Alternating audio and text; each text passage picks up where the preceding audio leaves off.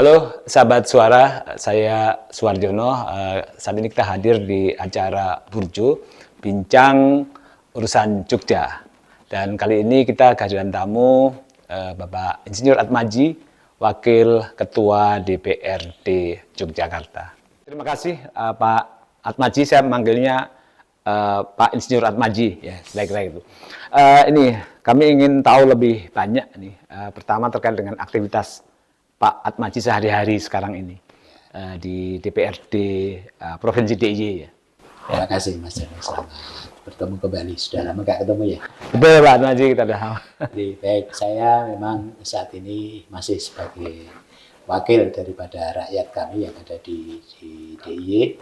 Saya sebagai anggota DPRD DIY dan saat ini kami menjadi wakil ketua DPRD DIY.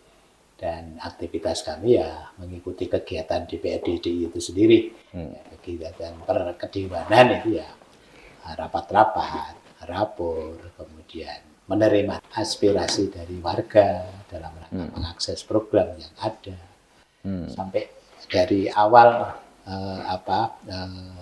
penjaringan aspirasi, kemudian mendampingi terbitnya sebuah proposal, kemudian sampai memperjuangkan di pembahasan banggar badan anggaran sampai dengan pelaksanaan. Ini selalu kami kawal agar agar masyarakat ini bisa mendapatkan aspirasinya sesuai dengan yang diharapkan oleh masyarakat. Karena kan kadang-kadang masyarakat juga mengajukan suatu aspirasi itu keluarnya sampainya itu tidak sesuai. Jadi kami selalu mendampingi yang dari aspirasi masyarakat. Juga kegiatan-kegiatan kedewanan yang lain. Kadang-kadang juga ada sharing dengan pemerintahan provinsi yang lain, bagaimana mereka mempersiapkan program-program itu supaya bisa lebih tertata baik. Nah, selama ini memang ini sudah mendekati daripada akhir masa jabatan, kita masih intensif untuk menyelesaikan terkait dengan program pembentukan perda dan peraturan daerah istimewa. Jadi perlu kami sampaikan, karena DIY ini punya status keistimewaan, maka peraturan daerahnya selain perda ada juga perdais. Jadi peraturan daerah istimewa, dengan keistimewaan itu sendiri. Jadi kami sudah kebut untuk bisa selesaikan, agar tidak menjadi PR daripada nanti teman-teman yang anggota dewan yang baru untuk periode 2024-2029. Kenapa ada perda ini, Pak? Mungkin bisa elaborasi lebih detail pentingnya perda ini dan kebutuhan harus ada perda keistimewaan Jogja. Karena ini kan sudah, aslinya awalnya kan sudah ada undang-undang ya. Terus sekarang undang-undang ini sudah dijalankan. Nah mungkin di tingkat DIY sendiri ada kebutuhan sehingga muncul perda. Dan ini poin besarnya di mana Pak perda ini? Jadi undang-undang nomor 12 tahun 2013 ini spesifik Pak. Ada undang-undang, biasanya ada PP-nya. Ya. Tapi ini tidak ada. Jadi masih sifatnya global. Ya. Sehingga kami perlu untuk lebih mendetailkan lagi terkait dengan sampai dengan mekanisme dasar. Terbitlah namanya Perdais, Peraturan Daerah Istimewa. Terkait dengan pengisian jabatan gubernur, terkait dengan pertanahan, terkait dengan tata ruang, kemudian terkait dengan kebudayaan, kemudian terkait dengan kelembagaan, ini yang beda dengan pemerintah daerah provinsi yang lain. Karena kami punya status keistimewaan tadi. Nah, yang ada, maka Jogja itu disebut daerah istimewa, sebenarnya keistimewaannya ada di 5 hal. Yang pertama, di dalam undang-undang sudah disebutkan, dan itu juga kami buat perdaisnya, bahwa jabatan gubernur dan wakil gubernur itu dijabat oleh sultan yang bertata, sedangkan wakil gubernur adalah pakualam yang bertata. Jadi di Jogja ini selama undang-undang keistimewaan ini masih berlaku, tidak akan ada pilkada tentang milih gubernur dan wakil gubernur. Jadi penetapan. Siapa yang menetapkan? DPR. Ya, DPRD maksudnya. DPRD melalui sidang rapat paripurna istimewa untuk penetapan. Siapa yang ditetapkan tadi sesuai dengan undang-undangnya bahwa gubernur adalah sultan yang bertata dan wakil gubernur adalah pakualam yang bertata. Itu satu keistimewaannya di situ. Yang kedua, terkait dengan status keistimewaan, Jogja ini punya tanah-tanah Kasultanan dan tanah-tanah Pakualam Gron. Disebut SG Sultan Gron, PAG Pakualam Gron, tanah Pakualam, tanah Sultan. Kenapa begitu? Karena dulu sebelum negara kita ini merdeka tahun 1945, di Jogja itu sudah ada negara Ngayogyakarta Hadiningrat. Jadi sudah ada kerajaan Mataram dengan nama Ngayogyakarta Hadiningrat. Dia punya wilayah, punya tanah. Ya. Sehingga ketika merdeka, atas kebijakan beliau pada waktu itu, sultannya adalah Hamengkubuwono ke-9 dan Pakualamnya adalah Pak Pakualam ke-8. Beliau ini menyatakan bergabung dengan Negara Kesatuan Republik Indonesia. Jadi tidak nanti ada Indonesia, tetapi di dalam Indonesia ada negara Ngayogyakarta Hadiningrat kan, jadi nggak bagus. Ya. Makanya negara Ngayogyakarta Hadiningrat itu ikut bukan melebur tapi bergabung dengan NKRI. Maka masih ada tanah-tanah Sultan dan tanah-tanah Pakualam. Yang kedua terkait dengan status tanah itu yang SG maupun PAG itu sesungguhnya menurut undang-undangnya adalah dimanfaatkan sebesar-besarnya untuk peningkatan kesejahteraan warga DIY. Maka diaturlah kegunaan daripada tanah SG dan PAG itu adalah untuk kemajuan dan peningkatan kesejahteraan masyarakat melalui Perdais. Nah, Perdaisnya itu tentang tata ruang Sultan Gron dan contoh yang sekarang masih ada, mungkin bisa panjenengan persani. Ya. Ada kantor-kantor. Ya. Kantor-kantor yang itu memang miliknya SG tanahnya. Sultan Gron ya. Sekolah. Juga. Yang paling banyak itu makam. Tanah makam yang tersebar di itu semuanya adalah SG. Sultan Gron. Banyak yang SG. Nah, ini salah satu daripada contoh-contoh saja. Itu bedanya nanti pengaturan dengan ATR BPN gimana itu Pak? Kalau ini ada Sultan Gron, terus di sini negara punya kementerian ATR BPN ya. Ya, jadi yang mengatur terkait dengan Sultan Gron ya Perdais itu. Tapi kan sesungguhnya kita itu kan punya namanya RTRW, Rencana Tata Ruang. Ya, Rencana Tata Ruang yang kita sepakati dalam bentuk perda juga. Ya, tapi RTRW ini kan bisa berubah ya, berubah sesuai dengan kondisi kemajuan zaman. Nah, ini nanti menyesuaikan bahwa antara tata ruang SG dan PAG itu nanti juga akan menjadi acuan untuk menyusun RTRW. Ya. Karena kan yang sudah begini ini kan sudah tidak bisa diwah-wah lagi gitu. Ya. Jadi sudah seperti itu. Kemudian yang keempat keistimewaannya adalah tentang kelembagaan. Jadi di Jogja ini karena statusnya istimewa, kelembagaannya agak berbeda dengan provinsi yang lain. Meskipun sebagian besar sama. Tapi ada satu hal yang beda, namanya Paniradiopati. Jadi Paniradiopati ini khusus mengurusi terkait dengan keistimewaan Jogja.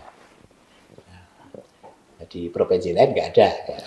Keistimewaan Jogja itu apa saja? Itu tadi, kalau nanti akan ada pengisian jabatan gubernur, Paniradio ini yang berperan. Kalau terkait dengan tanah, Paniradio ini yang berperan. Jadi dia memang mengurusi seluruh keistimewaan. Dan yang kelima adalah tentang kebudayaan, Perdais tentang kebudayaan. Jadi di Jogja ini kan sangat kaya sekali terkait dengan budaya-budaya yang ada. Ya. Budaya yang adiluhung, budaya yang baik sekali untuk kita jaga. Nah, oleh karena itu kita juga membuat sebuah peraturan daerah istimewa. Nah, dari kelima ini tadi Pak, jabatan gubernur, kemudian Sultan Gron, PA Gron, tata ruang, kemudian kelembagaan. Ini kan sudah ada yang punya. Ya. Yang punya, ya itu tadi yang sudah saya sebutkan. Ya. Nah, lalu bagaimana masyarakat Jogja bisa mengikuti yang kelima ini?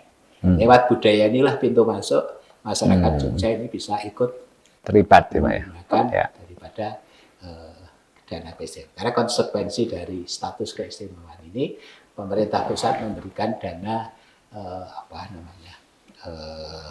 keistimewaan, dana keistimewaan yang itu setiap tahun diberikan dari pemerintah pusat untuk mendukung yang keistimewaan ini tadi. Jadi masa jabatan DPRD kan tinggal beberapa bulan, ya. Nah, ini Terus perda. 1 bulan itu enggak. Ya, ya. Itu selesai. Ya. Nah, ini gimana nasib perda ini semua sudah clear mau disahkan kondisinya? Ini sudah kita sahkan, sudah Semua. lama. Yang perda ini sudah lama. Ya. Sudah sejak tahun terakhir yang perda itu 2018 ya. Ya. Jadi ini udah clear semua, sudah jalan. Dan selama perda ini tidak ada benturan. Misalnya soal terutama soal kepemilikan tanah ya biasanya yang sangat rawan ini ya terjadi konflik misalnya gitu. Ya, makanya kan sekarang itu dengan adanya perda itu, maka saat ini dan sejak terbitnya perda itu sudah dilakukan upaya-upaya untuk supaya tidak terjadi konflik, yaitu dengan pendataan. Oh, ya. Pendataan daripada tanah-tanah SG dan PAG itu untuk disertifikatkan dengan atas nama Kesultanan dan Pakualaman. Ya. Dari pengalaman 5 tahun di DPRD nih Pak, sampai kemudian jadi wakil ketua, mungkin apa yang paling menjadi PR khusus atau menjadi isu serius di Jogja ini? Karena ini terkait dengan Jogja ini kan apalagi istimewa tadi ya. Nah ini PR-PR atau kasus-kasus atau mungkin problem-problem Jogja yang mungkin sekarang belum bisa tertangani dengan baik sehingga perlu didorong lagi. Jadi pembangunan di Jogja itu ada 4 yang masih menjadi PR. 1 terkait dengan tingginya angka kemiskinan. Di Jogja ini angka kemiskinannya masih di atas rata-rata nasional. Kemarin di tahun 2023 masih di kisaran 11,03% dari seluruh penduduk DIY, kurang lebih ada 460 ribuan jiwa. Kemudian yang kedua terkait dengan tingginya angka pengangguran. Jadi angka pengangguran kita masih tinggi. Kita masih memerlukan adanya intervensi agar angka pengangguran ini berkurang. Yang ketiga adalah terkait dengan ketimpangan pembangunan. Jadi Jogja ini kan 4 kabupaten kota, 4 kabupaten 1 kota. Antara kota atau antara Jogja sebelah utara dengan Jogja sebelah selatan ini pembangunannya timpang. Timpang. Ya. Kalau Panjenengan Pirsa ini kan Sleman, Moncar yang utara. Ya. Sementara yang selatan ini masih ketinggalan. Kemudian yang keempat adanya ketimpangan terkait dengan pendapatan.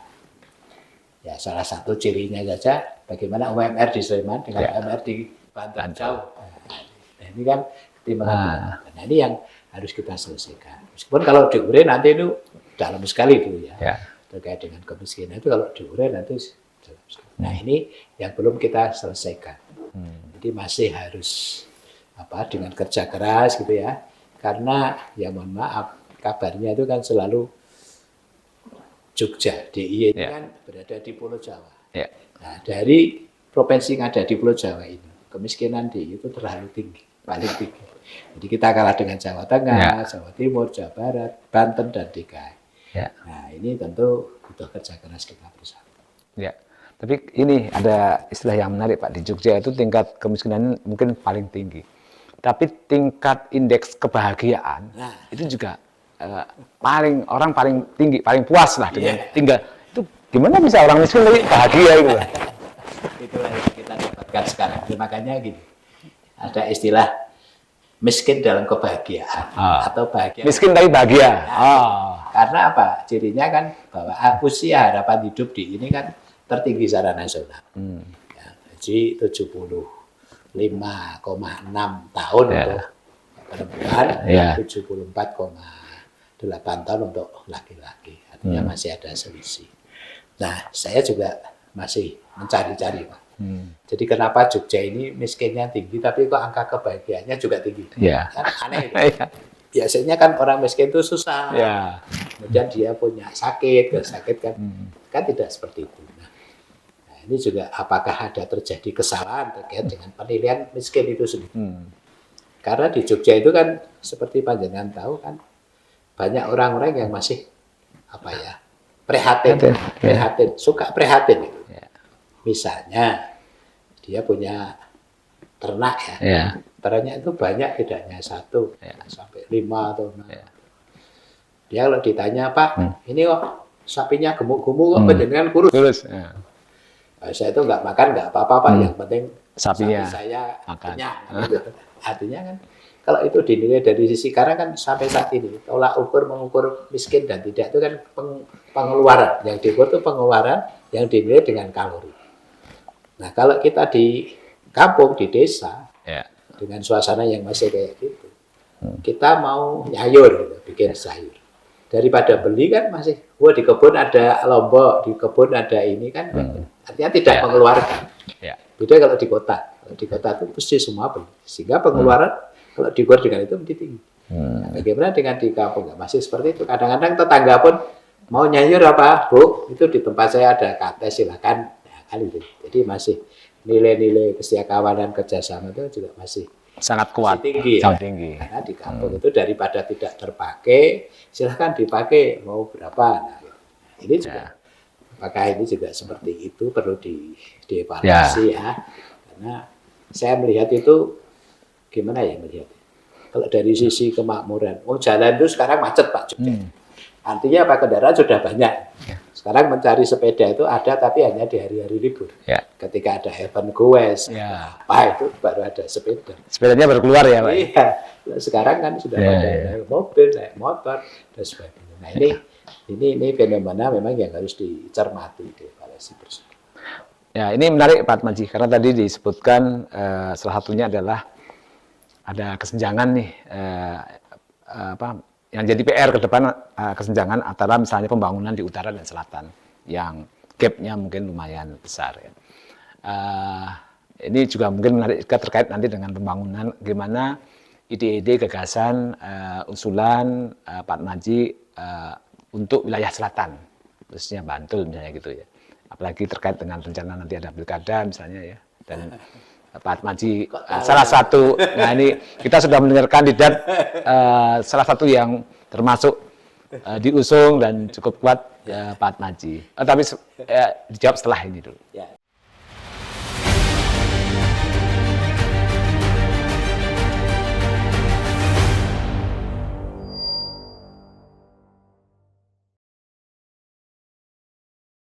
Ya baik Pak Atmaji, kita lanjutkan perbincangan tadi. Yang menarik sekarang adalah di utara itu terlalu tinggi, dan selatan DIY itu termasuk yang gap-nya terlalu besar ya, ketimpangannya. Nah, menurut pandangan Pak Atmaji, bagaimana nih menghidupkan selatan supaya wilayah selatan, khususnya Bantul ya, itu bisa ke depan bisa jauh lebih baik dibanding sekarang ini. Ya, terima kasih. Jadi memang saat ini ya Bantul itu kalau malam sehabis jam 8 itu sudah sepi. Jadi kayak kota mati gitu ya. Karena apa? Karena memang Bantul itu tidak berada di persimpangan antar kota besar. Kalau ke selatan ya sudah, kita berhenti di Laut Selatan. Nah, sehingga bagaimana kita menghidupkan supaya Bantul itu menjadi kota yang hidup? Nah, salah satunya adalah bagaimana menghidupkan sebelah selatan. Kalau di sebelah selatan itu ada kegiatan ekonomi, apakah itu pelabuhan, ya, pelabuhan penumpang, bisa pelabuhan ikan, gitu ya, atau apalah kegiatan yang bisa menghidupkan ekonomi itu. Kemudian nanti pasti Bantul akan menjadi ramai, karena pasti akan ada kegiatan. Di mana di situ ada kegiatan ekonomi, maka akan tumbuh ekonomi kecil-kecil UKM. Ada jualan makanan, bikin warung, macam-macam lah. Nah ini yang sekarang ada, itu kan satu, yang di Bantul ya, ini ada jalur lintas selatan-selatan. Jalur lintas selatan-selatan yang di Bantul ini, menghubungkan mana? Itu kita mulai dari Poncosari, Serandaan, sampai di Parangtritis, Krepek. Nah, itu untuk selatan nih Pak ya? Buat selatan. Itu panjangnya kurang lebih 17 km. Nanti sudah jadi kalau jalan. Kemudian ada 2 jembatan. Jembatan yang pertama adalah jembatan Kretek, itu sudah jadi. Sudah bisa dilewati. Nah sekarang itu kita sedang mengerjakan jembatan Progo. Yang Barat ya? menghubungkan antara Serandaan dengan Kulon Progo. Mudah-mudahan 2025 ini nanti sudah selesai. Nah, ini kegiatan sudah ada fasilitasi. Tapi memang di sana masih kiri kanan itu masih sepi, belum banyak kegiatan ekonomi. Nah, bagaimana menghidupkan selatan? Nah, satu diberikan kegiatan ekonomi. Kita harus galakkan lagi pariwisatanya. Dulu sebelum tempat-tempat lain itu ramai, pantai pertama kali di selatan itu yang terkenal kan Pantai Samas. Ya. Pantai Samas. Kemudian Pantai Parangtritis. Dan sekarang berkembang di gunung itu banyak sekali banyak sekali itu. Nah, Bantul saya kira bisa dimulai itu. Nah, yang menariknya bahwa kita DIY ini sudah punya perda terkait dengan zona daripada ekonomi yang ada di sepanjang pantai itu. Ada yang zona untuk kegiatan pariwisata, ada yang dipakai untuk penelitian, ada yang dipakai untuk kegiatan ekonomi seperti tambak dan sebagainya. Ini ada. Dan saya kira ini perlu kita sikapi ya. Untuk pariwisata oke lah kita kembangkan. Kemudian yang kedua terkait dengan pelestarian alam. Kita punya di sana itu orang yang melestarikan penyu. Itu di sana dia tangkarkan ya. Kemudian ada anak-anak kecil itu ya, anak-anaknya penyu itu namanya tukik itu ya. Sesungguhnya itu bisa menjadi daya tarik wisata. Misalnya anak-anak sekolah itu kan kalau dikasih itu kan senang. Kemudian dibuat paket lah. Yuk kita bayar berapa lah? 10.000 atau 15. Nanti disuruh melepas 5 tukik. Kalau penjenengan belum mencoba melepas tukik ke pantai lepas itu susah loh Pak. Karena apa? Begitu dilepas, dia kembali lagi. Jadi memang agak menarik kan itu ya. Nah, ini bisa juga seperti itu. Di samping untuk penelitian. Nah kemudian untuk tambak itu di sana ada. Memang sekarang yang ada itu tambak, tapi ini perlu ditata kembali supaya tidak campur dengan wisata. Nah itu juga harus bisa kita hidupkan lagi. Kemudian yang mungkin tidak kalah pentingnya di Kulon Progo ini kan sudah ada bandara YIA, Yogyakarta International Airport, di mana sudah bandara internasional, landasannya panjang 3,6 km, bisa didarati untuk landing maupun take off pesawat-pesawat besar. Ya. Nah ini bagaimana kalau YIA ini nanti dijadikan embarkasi haji. Kemudian Bantul ini supaya jangan hanya menjadi jalan saja kelewatan. Bagaimana kalau di Bantul ini bisa dibangun untuk asrama haji. Asrama haji itu kalau menurut pengalaman yang ada di tempat lain itu paling tidak bisa menampung 2.000 orang. Karena yang 1.000 ini persiapan berangkat, yang 1.000 datang. Ada titik temu sebentar. Saya kira ini bangunan ini kan hanya dipakai efektif itu kan 1 tahun pada saat musim haji. Di luarnya itu kan banyak nganggurnya. Bisa untuk kegiatan masyarakat. Bisa untuk pertemuan-pertemuan kayak hajatan.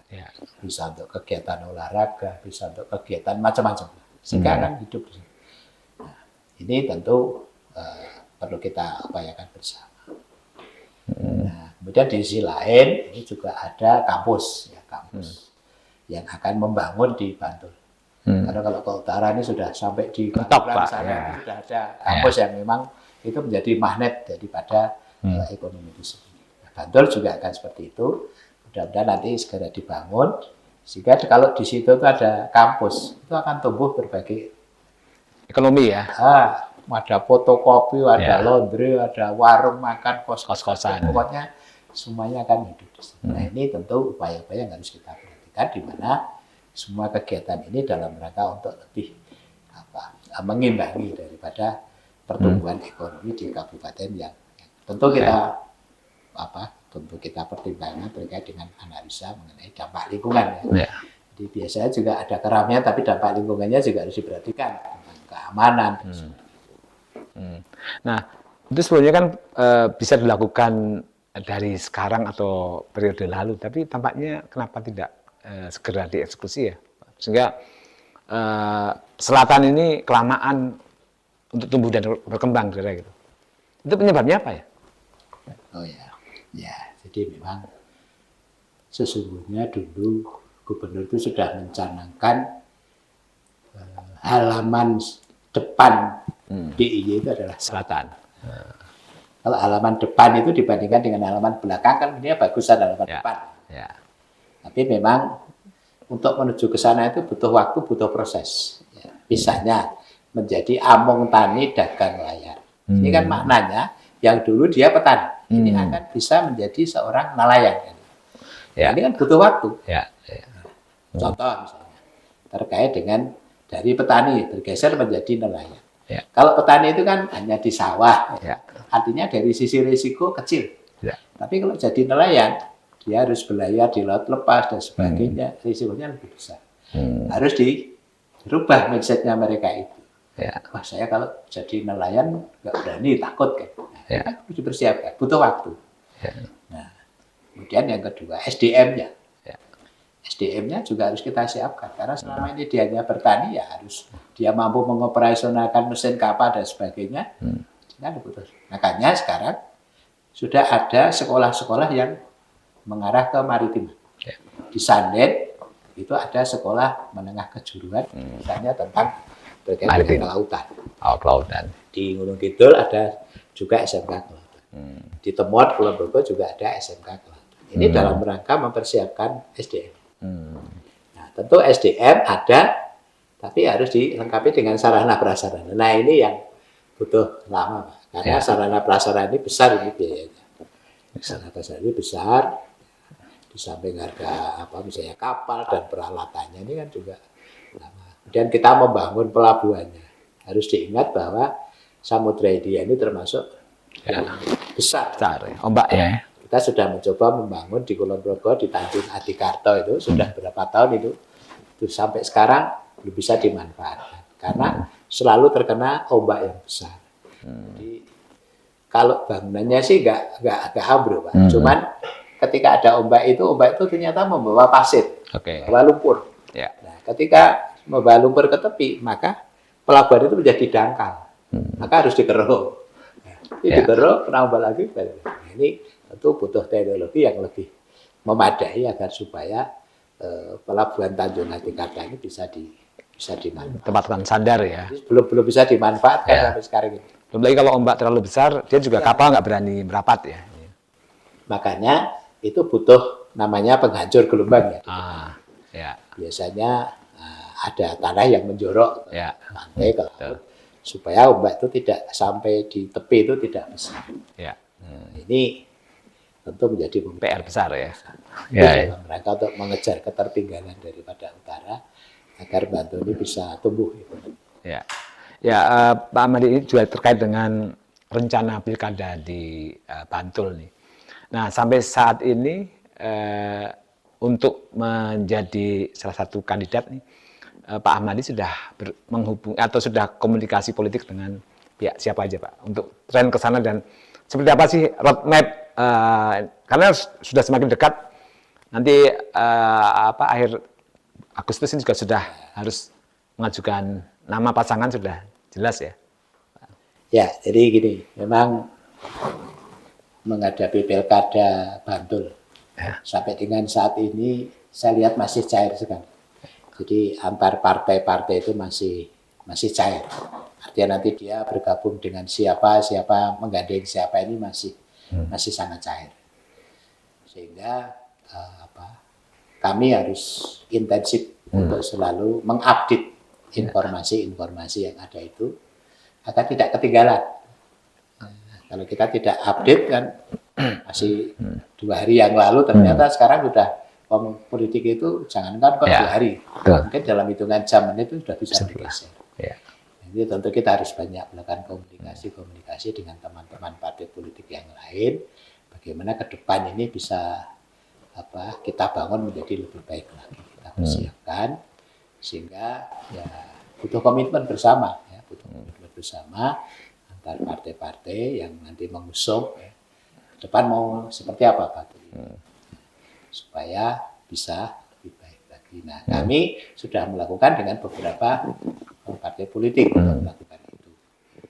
Di samping memang saat ini itu yang sudah terdengar untuk maju itu memang incumbent-nya Pak Bupati dan Pak Wakil Bupati ini juga mau maju. Nah, kami sebagai yang baru ya datang di sana ini masih melihat itu perkembangannya seperti apa. Kalau kita bisa ikut ambil bagian ya tentu yang kita minta itu kemenangan. Jadi kemenangan dan komitmen. Ya, komitmen setelah menang itu komitmennya untuk membangun Bantul ke depan 5 tahun yang akan datang. Ya kalau dari sebelumnya, ini kan rekomendasi dari Partai Amanat Nasional PAN ya Pak ya. Kalau nggak salah sebelumnya di Wakil Bupati ya Pak ya. Atau sebelumnya lagi yang PAN dapat dari Wakil Bupati yang sebelumnya lagi itu yang kemarin ya. Jadi selama ini PAN hanya sebagai pengusung daripada kandidat-kandidat yang menjadi bupati dan wakil bupati di Bantul. Nah, untuk kesempatan tahun 2024 ini kita berinisiatif bekerja keras untuk bisa mengusung kadernya sendiri. Kita ajukan sebagai baik calon sebagai bupati maupun wakil. Jadi melihat konstelasi politik yang ada di lapangan. Kalau kita memaksakan harus habis satu ya mungkin, kalau tidak memungkinkan ya yang penting kita bisa ikut membangun Bantul, mungkin dengan wakil bupati juga tidak masalah. Nah ini sebagai mungkin tawaran besarnya dari PAN dan Pak Atmaji untuk meyakinkan kandidat lain apa Pak? Ya, itu program Pak ya. Program ya. Dengan program bagaimana ke depan kalau kita dipercaya oleh masyarakat Bantul untuk memimpin Bantul, programnya dari panjenengan apa?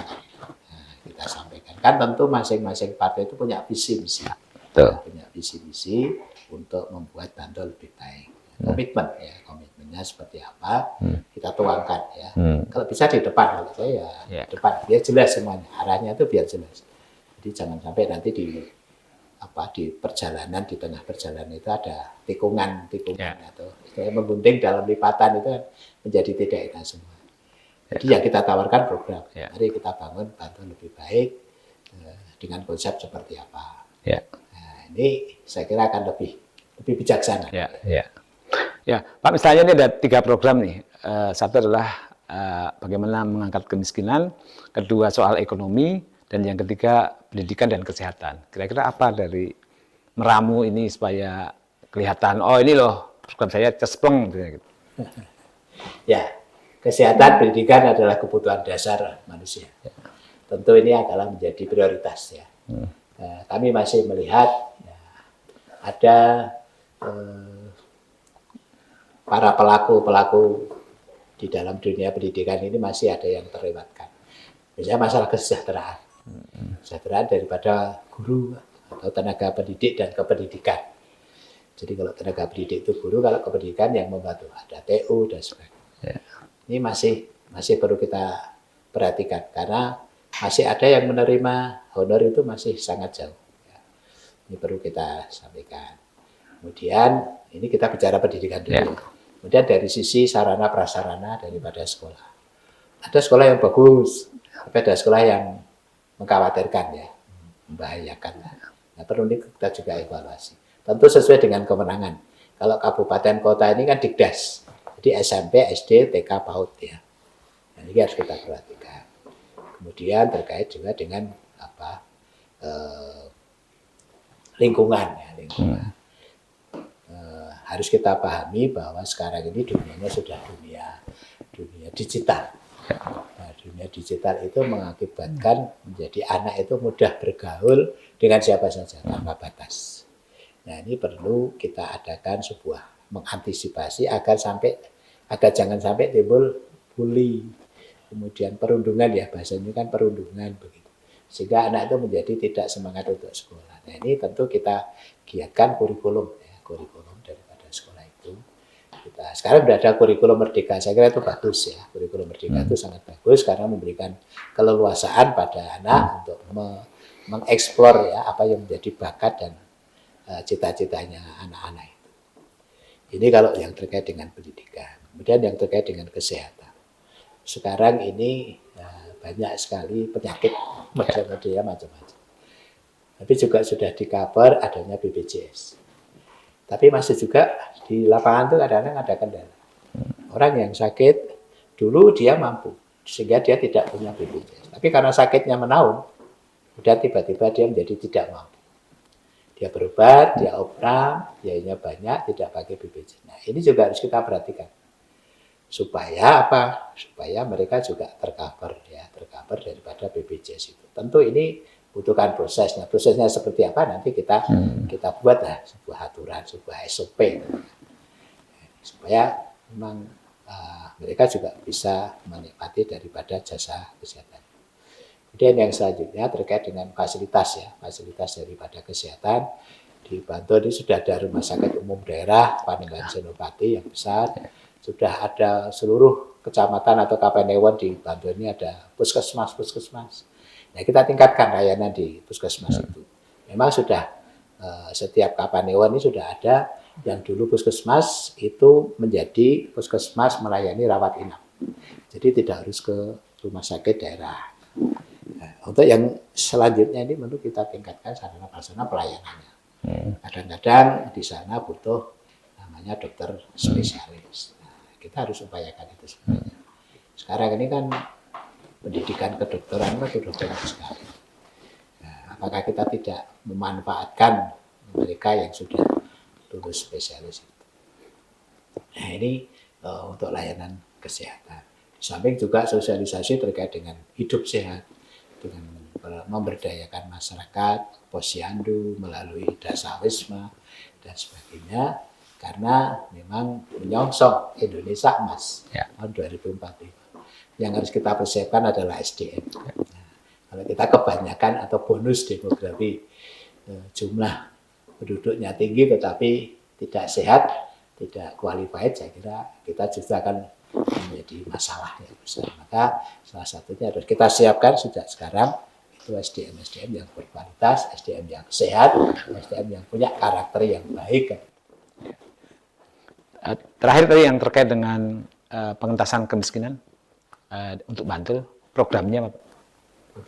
Jadi gini, kalau kita bicara kemiskinan, sebenarnya kan masalah ekonomi. Ya.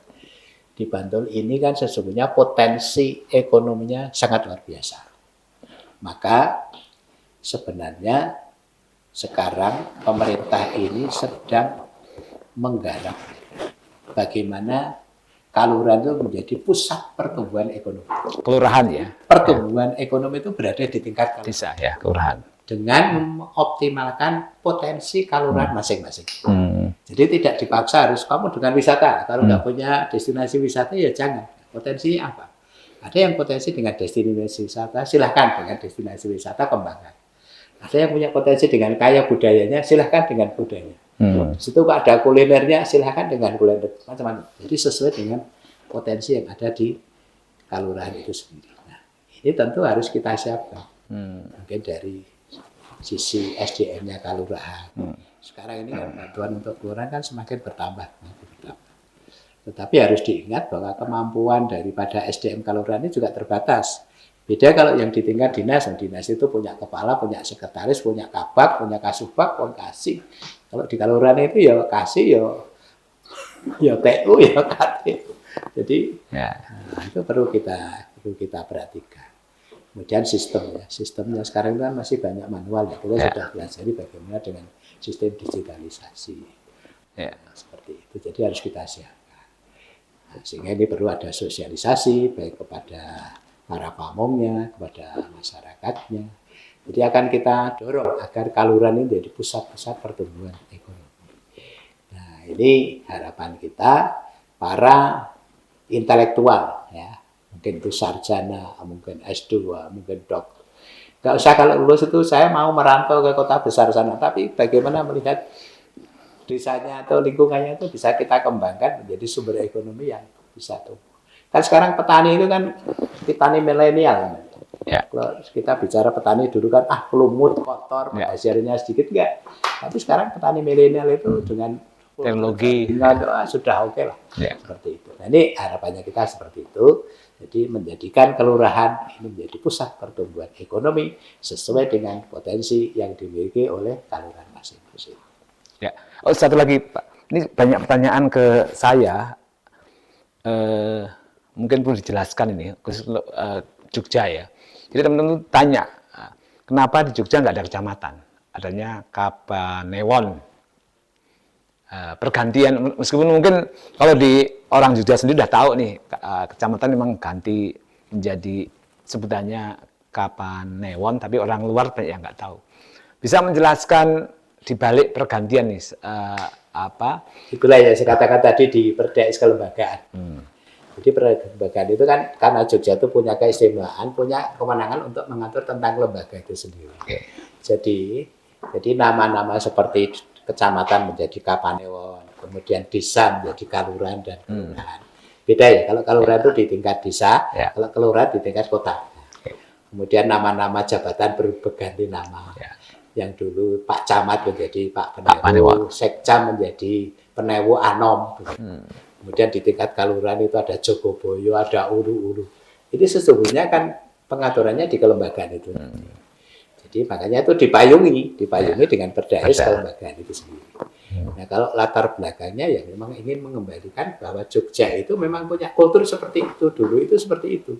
Makanya saya itu dulu juga pernah mendengar namanya Pak Penewo, pernah mendengar namanya Pak Jogoboyo, tapi itu kemudian hilang dengan undang-undang desa kan. Kemudian sekarang ada keistimewaan itu, maka kemudian Jogja ini mengambil inisiatif untuk menyelesaikan nama-nama itu seperti zaman masih seperti waktu itu. Jadi, latar belakangnya ya hanya supaya Jogja itu punya ciri khusus. Ciri khas ya, ciri khasnya itu. Baik, perbincangan seputar Jogja hari ini cukup lengkap, meskipun masih banyak yang layak nanti kita teruskan di lain waktu. Dan saya Suwarjono pamit dari Burjo, bincang urusan Jogja. Salam.